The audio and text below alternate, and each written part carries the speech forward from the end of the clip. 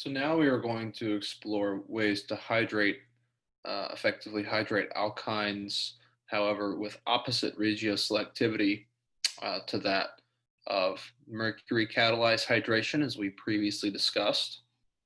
And this regioselectivity is therefore going to be anti-Markovnikov hydroboration-oxidation of alkynes. And hydroboration is going to be concerted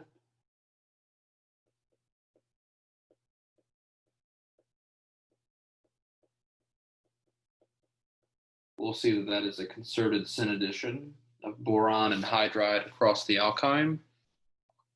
The oxidation is multi-step, but we are not going to talk about the mechanism of oxidation in this course.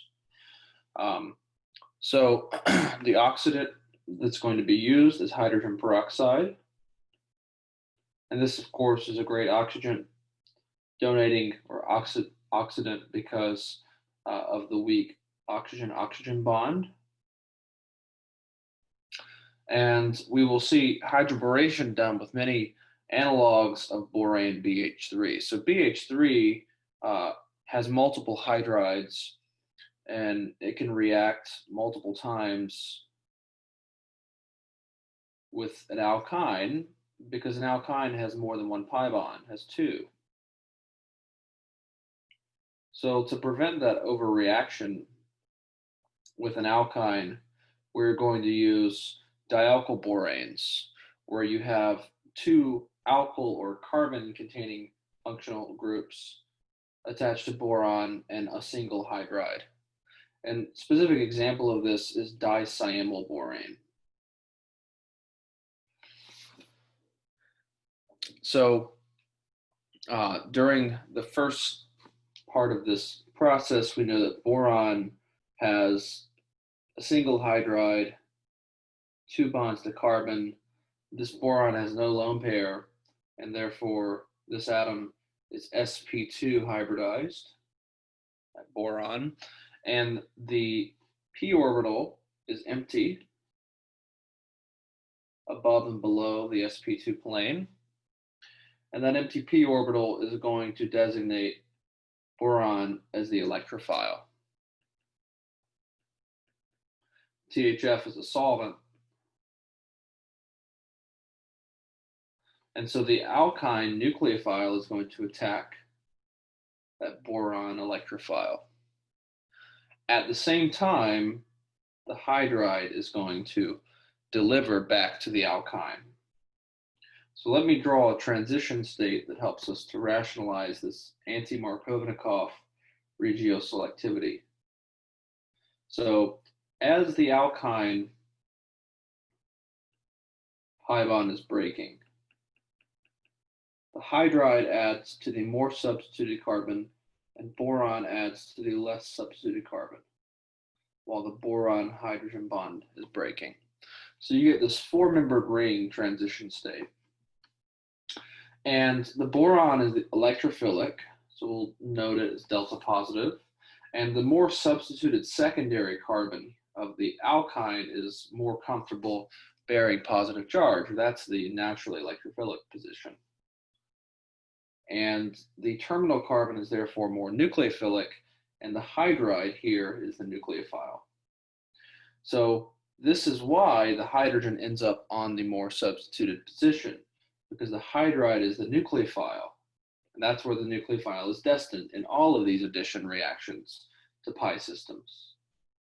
Whereas the electrophile is the boron because of its empty p orbital. So after addition, it's going to give us this product.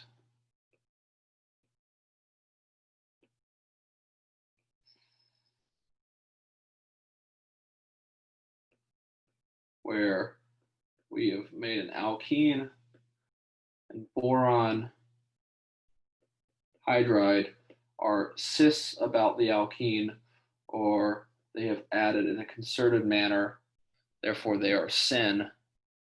We perform both bonds at the same time, so that happens from the same face, and you get this anti-Markovnikov regioselectivity.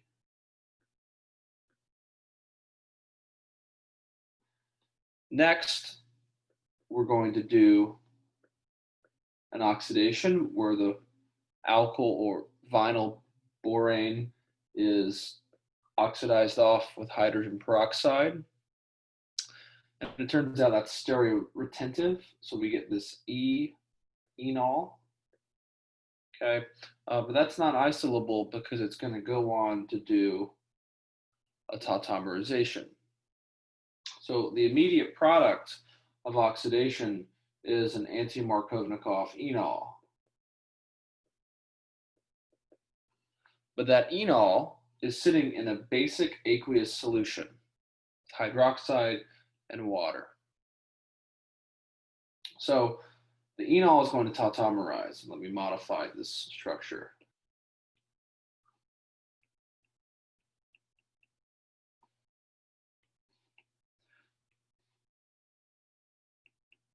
So now that tautomerization is occurring in basic solution.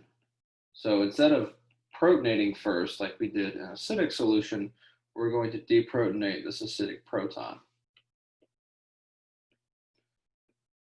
Deprotonation is going to give us an enolate intermediate, which is the conjugate base of the enol acid. This enolate is stabilized by resonance.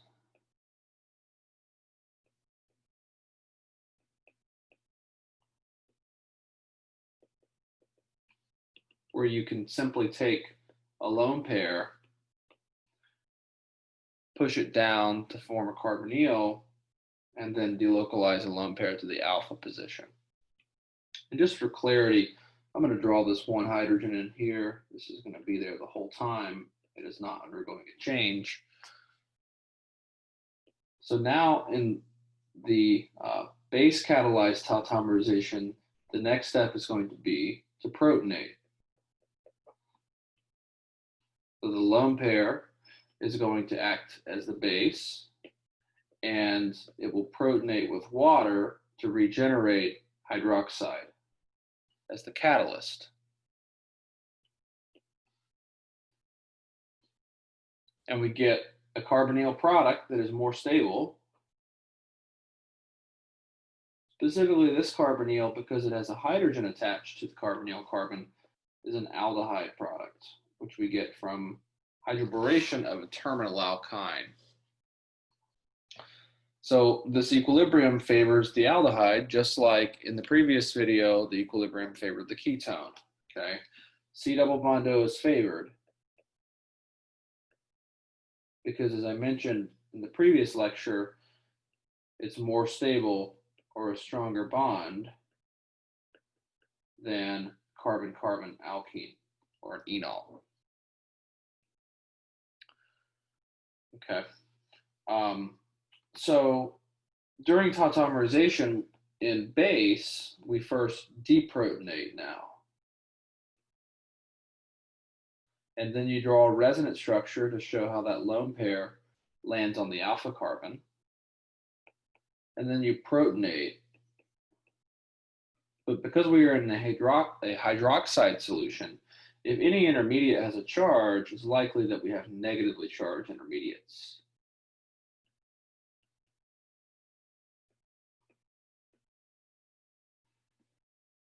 So essentially, the hydrogen that was here has been removed and now is a hydrogen at the alpha carbon.